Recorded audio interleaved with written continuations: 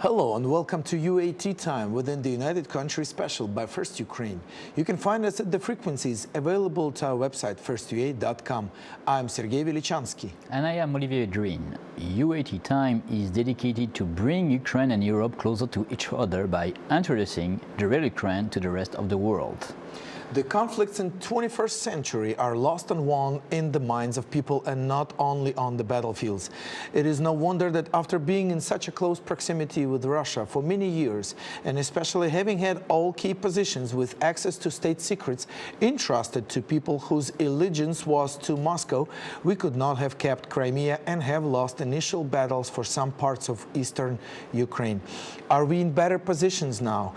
Are we capable to provide quality response in the TV and social media as well as on the battlefields?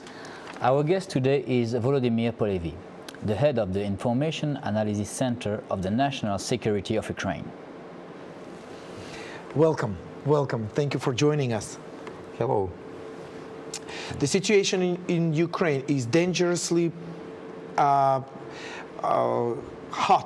I would say, dangerous politically. And what do you think about the intelligence influence of Russia, not only in Donbass and Crimea, but in other parts of Ukraine? You know, it's not a secret that there are a lot of supporters of Russia in our society. It is not only about the Donbass, but about the all parts of our country and all parts of our society. This includes the military forces, the counterintelligence, the courts, and so on. In every part of our society, we have the people who support Russia. And it is really a problem, but after 1 year, a conflict have passed. We have some changes because some people becomes more Ukrainian, you know, becomes more patriotic on the way to fight with Russia. But one of the strategies that the Russian side is using is the provocations in mass media, informational provocations. They sometimes doesn't, you know, a lot of people can't figure out if it's a fake or not. The information gets into the mass media and then it's spread around so fast and people start believing it, and that could be easily leading into the political crisis of any kind. I think there are two parts of this conflict. One part, it is the Russian part, and the other side is Ukraine. It concerns what we do. It concerns the correlation between what we say and what we do. It concerns it is about the truth and lie in our policy. Yeah. I want to be honest. To my mind, we don't have a political will to fight with aggressor. And that is why our politicians and our media don't know what to say on the TV or in the social media. Yes. Because it seems to me, it looks like we want to trade with Russia, not to fight with Russia. Yes. If you remember the elections promises of our president, he said he would stop this war at 5 days. Yes. And it isn't true. Yes. He would pay for 1,000 hryvnias for every soldier on the front, and it is not true too, and so on. Well, what do you think the informational influence, the influence of different fakes and different statements, or which are said or not said, or which are fulfilled or not fulfilled. That difference, that influence on the political crisis that is here in Ukraine. You know, we have to say the word, we are in war. We are in war. Then this war has some tools, instruments. Yeah. Information is one of these instruments. Information is a weapon. And with information you have propaganda, manipulation, destabilization. And this is a new sort of war. This is a hybrid war. This is a hybrid war, and in this hybrid war you have this large part with intelligence. Yeah. And this large part now is growing, in my sense of analysis, is growing. Because Russia knows that Russia cannot invade Ukraine, but Russia can destabilize Ukraine. And intelligence, influence, will be the key instrument to destabilize Ukraine. Well, okay, but now we have other elections coming up in October, and that's very important for all the local authorities to have Ukraine run a normal life. We need to fulfill all what's prescribed by Constitution. But that's a good chance again for the Russian intelligence and the Russian influence to come in and to continue the destabilization. What do you think? What are your predictions for the future, for the upcoming elections in October? There are some threats in these future elections, and I'm really concerned about the elections on the occupied territory. Okay. Because according to the Minsk agreement, we should to organize the election on this territory, not only in the local level, yes, okay, but we should to fulfill our parliamentary position in our parliament, because now we have only 422 parliamentaries, and we should to have 450 parliamentaries, and it is election. The people would vote for these candidates on the majority districts on the occupied territory under the Russian control. But that is a question: how in the world can we do that? Because all the armed men, they don't like anything that has to do with Ukraine whatsoever. They are against our representatives from Kiev, from the parliament. What do you know? How do you think this could be done? But that's the reality. We hadn't, for example, we hadn't changed our constitution. Yes, but according to the Minsk agreement, we had to implement some form of decentralization and special status of Donbas region in our constitution. And we did it. Yes, under the pressure of Russia, under the pressure of West, we did these strange things. That's the conditions, yes, they are fulfilled. And so what? What's next?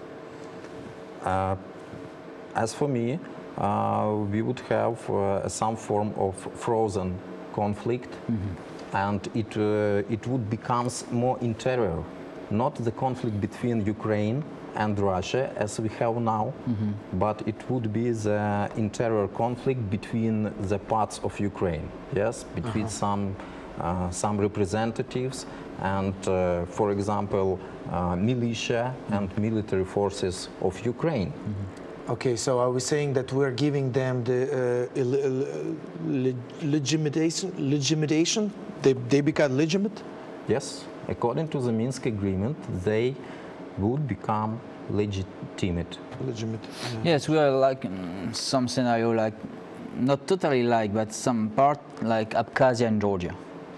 Let's see, this like you will have in Ukraine and semi-independent state, part of Ukraine, but with a large autonomy, and this state will be manipulated by Russia to destabilize But you Ukraine. know, Olivier, Georgia didn't recognize Yeah, Abkhazia yeah. as a part That's of why Georgia. I say part of. Yes, So but we should recognize Yeah, I know. Donbass as a part of our That's why I say territory. you will And have it is in a Ukraine. nonsense. Yeah. You will have in Ukraine in independent or a part of Ukraine with a large autonomy, and this large autonomy will be manipulated like a tool by Russia. But I want to underline a fact. Russia lost the classical war because at the beginning the goal of Russia was to go to Kiev and to go to Kharkov and to go to Odessa, and they lost the classical war. Yes. But yes. now they are winning the information war and the influence war, and this is very dangerous. I still don't get it. Yes, it was some of the conditions from Russia, and at the same time, Europe is supporting those conditions.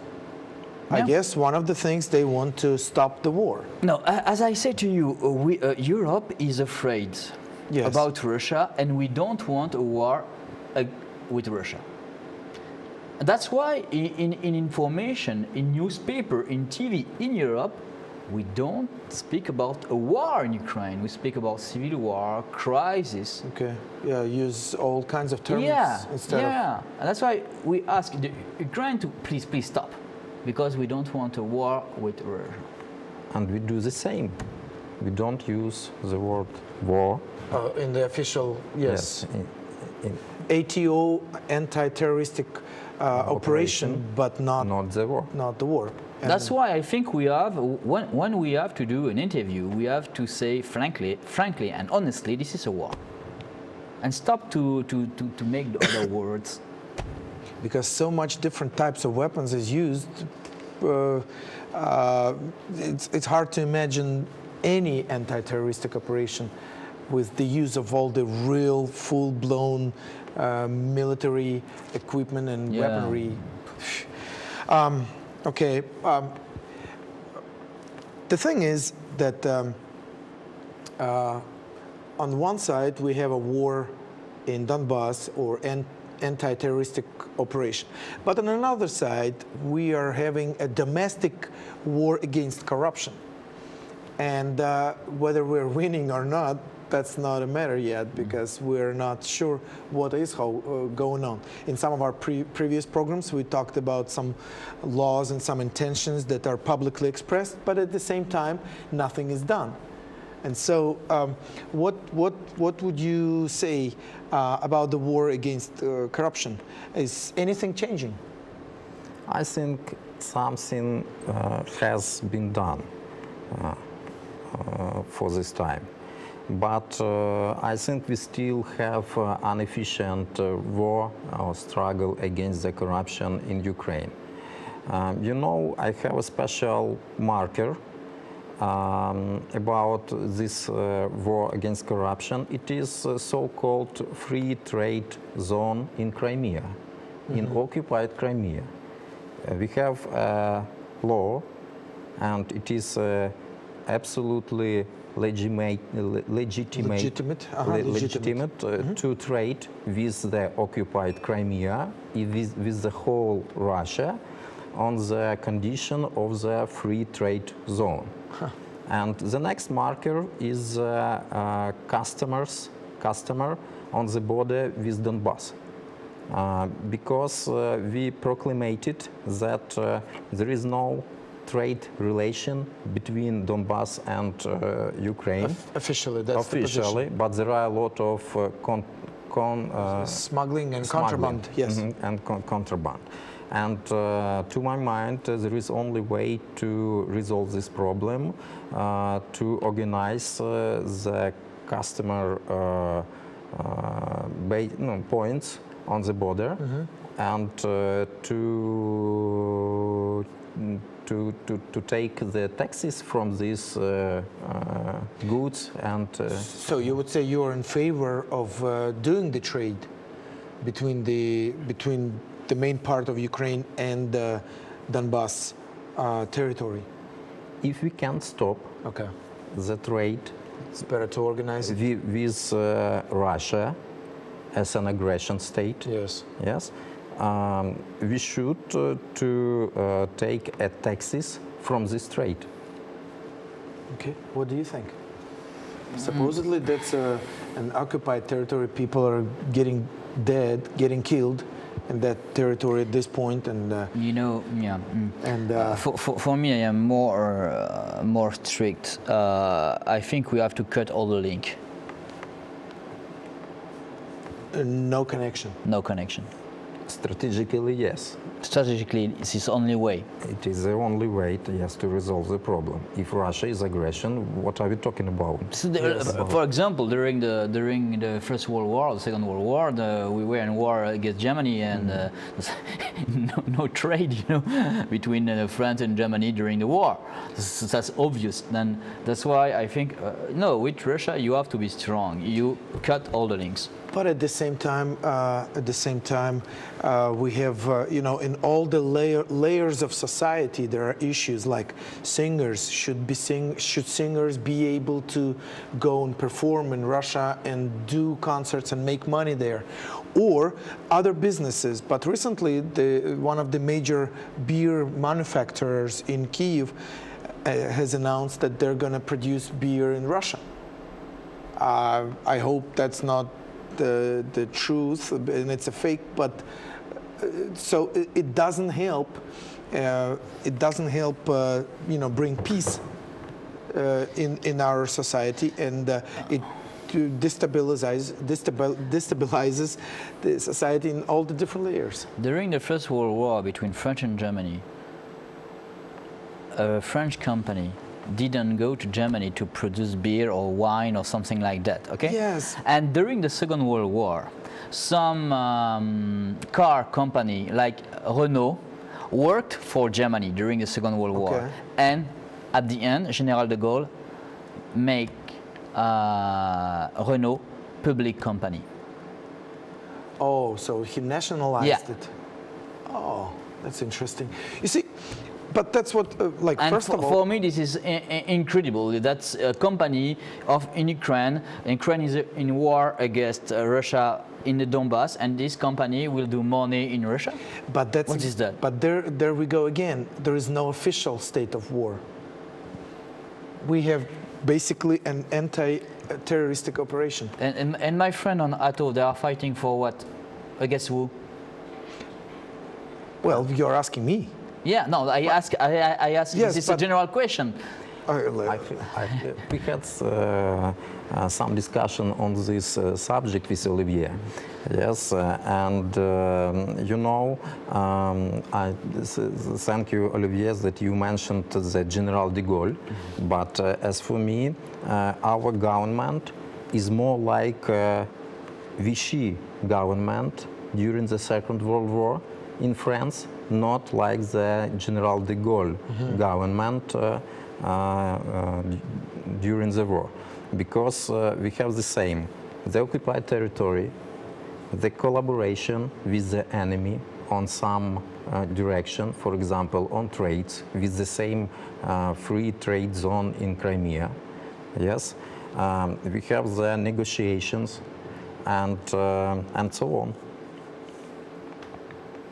Yeah. Well,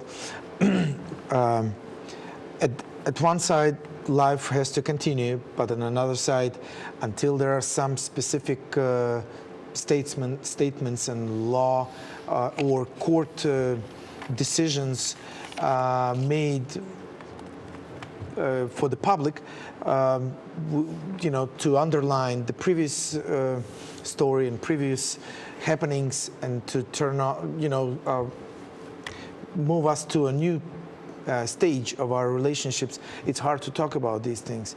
But is your opinion, in your opinion, Ukraine is Ukraine the battlefield between Europe and USA and Russia?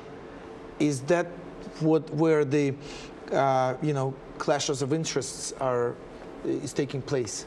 What would you say? What do you think? The world, not only Ukraine, should stop Russia. And in such point of view, Ukraine is definitely the battlefield with Russia. Mm-hmm. But I want to emphasize not only on the relation between European Union and Russia, but I want to remind the Budapest Agreement, in which United States, the France, the United Kingdom, mm-hmm. the Chinese, and the Russia were guarantee of our sovereignty and territorial integrity. Yes, and our task is to stand fast, stand up, to hold our borders, to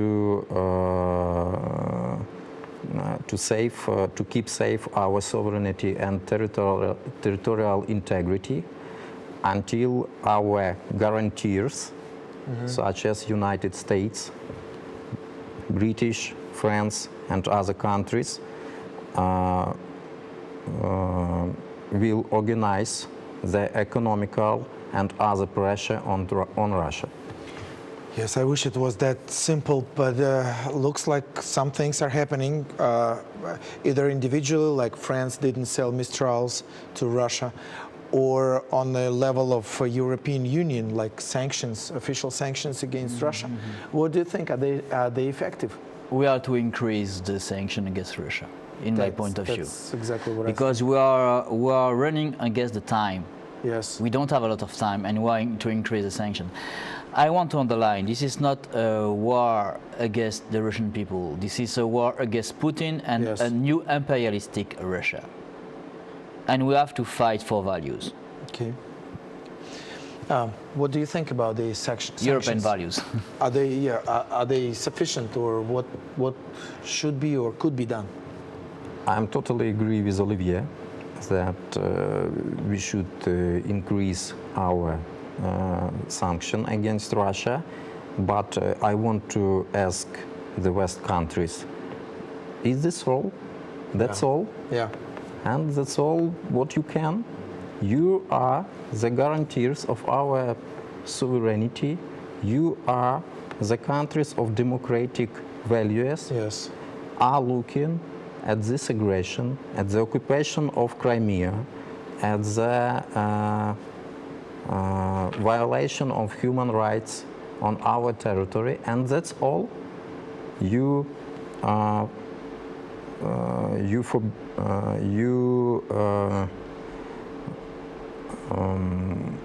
stop some relations with some companies of Russia, and that's all. Yeah. So the question is that everything that's done, that could be done as a guarantee of the sovereignty of Ukraine that was signed in Budapest, or there's more to come? I hope yes. I hope there is more to come, and we will keep an eye on all latest developments, and we'll keep you posted, because our mission is to introduce the real Ukraine to the rest of the world. It was United Country UAT time by First Ukraine. Thank you for joining us for a cup of tea. Olivier, Vedrine and Sergey Velichanskiy were working for you in the studio. Stay with us and we will show you the real Ukraine. Thank you for being with us. Have a good day and see you soon. Thank you.